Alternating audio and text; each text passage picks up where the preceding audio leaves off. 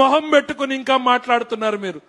ఏ రాజకీయాలలో ఉన్నారో అనునిత్యం ప్రజల కోసం, ప్రజా సంక్షేమం కోసం పనిచేయాల్సినటువంటి మీరు ప్రజల మీద రౌడీయిజంతో, రౌడీ రాజ్యంతో రాయలసీమ మీద పెత్తందారీతనం చేయాలనుకుంటున్నారు మీరు. అది సాధ్యం కాదు, కానివ్వదు చంద్రబాబు నాయుడు గారు అనేటువంటిది ఈ సందర్భంగా చెప్తా ఉన్నా. నీ నుంచి ఎక్కువ ఆశించకూడదు. తల్లిని చెల్లినే పక్కన పెట్టిన వాడివి, చెల్లి సంస్కృతి గురించి మాట్లాడినటువంటి వాడివి. నువ్వు ప్రతిపక్ష నాయకుడి గురించి గొప్పగా మాట్లాడతావని మేము ఎట్లా అనుకుంటామనేటువంటిది ఈ సందర్భంగా చెప్తా ఉన్నాం. నేనన్నా, పడిన ప్రతిసారి లేచి నిలబడిన నాయకుడు చంద్రబాబు నాయుడు, చెడిపోయిన ప్రతిసారి రాష్ట్రాన్ని నిలబెట్టిన నాయకుడు చంద్రబాబు నాయుడు అనేటువంటిది ఈ సందర్భంగా గుర్తు చేస్తున్నా. 5 ఏళ్లు నువ్వు చెడగొడితే మళ్లీ వచ్చిన మొదటి రోజు నుంచి ఈ రాష్ట్రాన్ని నిలబెట్టడానికి తపన పడుతున్నాడు ఆయన.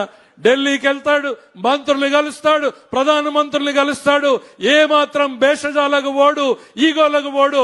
వాళ్ళు వస్తామన్నా కాదు, నేనే మీ దగ్గరకు వస్తాను. ఇవాళ చంద్రబాబు నాయుడు గారు ఎంత ఎదిగాడు అనంటే, ఆయన ఎక్కడుంటే అక్కడికి కేంద్ర మంత్రులు వస్తానంటున్నారు. కానీ ఆయన సంస్కారం ఎట్లాంటిదంటే, నేనే మీ దగ్గరకు వస్తాను, నా రాష్ట్రం కోసం నా వినతులు వినండి అని చెప్పేటువంటి సంస్కృతి. ప్రతి నిత్యం 10 గంటలు 12 గంటలు పనిచేసేటువంటి నాయకుడిని మనం గుర్తించడం కాదు, గౌరవించడం నేర్చుకోవాలనేటువంటిది ఈ సందర్భంగా గుర్తు చేస్తా ఉన్నా. 2019లో ఉరవకొండకు వచ్చి జగన్మోహన్ రెడ్డి గారు ఏం చెప్పారు? ఎన్నికల ముందు 3 నెలల్లో హంద్రీనీవా పనులు పూర్తి చేస్తా అన్నాడు. 5 సంవత్సరాలలో గంప మన్ను తీలేనటువంటి వ్యక్తి చంద్రబాబు నాయుడు గారు వచ్చిన తర్వాత ఆర్థిక కష్టాలు ఉన్నాయి సార్, ఈ సంవత్సరం వద్దు, నెక్స్ట్ ఇయర్ చేద్దామని అధికారులు అందరూ కూడా చెప్పినా ప్రసక్తే లేదు. రాయలసీమ జీవితాలు, ప్రజల నమ్మకాన్ని మనం వాళ్ళకొక కల్పించాం. కృష్ణా జలాల్ని తరలిస్తామని మీరు పనులు ప్రారంభించండి, డబ్బులు ఎట్లా దేవాలో నేను చూసుకుంటానని చెప్పినటువంటి మహానుభావుడు చంద్రబాబు నాయుడు. ప్రజల్ని కంపేర్ చేసుకోమంటున్నా, ఏ ఒక్కటైనా సరే రాయలసీమ గడ్డ మీద నుంచే నేను ఇవాళ జగన్మోహన్ రెడ్డిని అడుగుతున్నా, ఈ రాయలసీమకు నువ్వేం చేశావు? కడప ఫ్యాక్టరీ తెచ్చావా? హంద్రీనీవాని వెడల్పు చేసావా? మేం చెప్పగలుగుతున్నాం. కియా ఫ్యాక్టరీని తీసుకొచ్చాం, ఇవాళ హార్టికల్చర్ హబ్ గా చేస్తున్నాం, డ్రిప్ ఇస్తున్నాం, స్ప్రింక్లర్ ఇస్తున్నాం. రాయలసీమలో ప్రతి ప్రాజెక్టుని కూడా పెట్టుబడులు పెట్టి, ఖర్చు పెట్టి ప్రారంభించే రకంగా ఇవాళ చంద్రబాబు నాయుడు గారి పాలన జరుగుతా ఉంది. జగన్మోహన్ రెడ్డి గారిని ఇదే హంద్రీనీవా వేదిక మీద నుంచి అడుగుతున్నా, మీరు గాని మీ రాయలసీమలో ఉన్న నాయకులు గాని హంద్రీనీవా మీద, కాలువ గట్టు మీద చర్చకు సిద్ధమా అని నేను అడుగుతా ఉన్నా. ఏం మొహం పెట్టుకుని మళ్ళీ మాట్లాడతారు?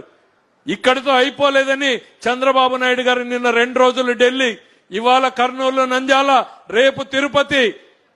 ఎందుకు ఈ తపన, ఈ ఆరాటం? ప్రజల జీవితాల్లో ఏదో మార్పు చేయాలి, ఏదో వాళ్ళని అభివృద్ధి వైపు తీసుకెళ్లాలి అని. నాయకులు అటువైపు మారారు, ఇటువైపు మారలేదు. 78లో అంజయ్య గారు ముఖ్యమంత్రి, జనార్దన్ రెడ్డి గారు ముఖ్యమంత్రి, కోట్ల సూర్యప్రకాష్ రెడ్డి గారు ముఖ్యమంత్రి, నేదురుమల్లి జనార్దన్ రెడ్డి గారు, రాజశేఖర్ రెడ్డి గారు, రోషయ్య గారు, కిరణ్ కుమార్ రెడ్డి గారు, ఆ జగన్మోహన్ రెడ్డి గారు. ప్లేయర్లు అటువైపు మారారు, ఇక్కడ ప్లేయర్ ఒక్కడే. ఆ ప్లేయర్ ఎట్లాంటోడు అనంటే, కోడి కత్తికి గులకరాయికి హత్యాయత్నం అని చెప్పుకునే మనిషి కాదు. 17 క్లెమర్ మైన్లను కొడితే గుండె దిటువుగా లేచి నిలబడి షర్టు సర్దుకుని నడుచుకుంటూ వెళ్ళినటువంటి నాయకుడు ఇటువైపు ఉన్నాడు. ఎవరు ఎగిరిపోతారో చరిత్ర చూస్తుంది, ఎవరు ఎదిగిపోతారో ఈ చరిత్ర తేలుస్తుంది అనేటువంటిది ఈ సందర్భంగా చెప్పగలుగుతా ఉన్నా.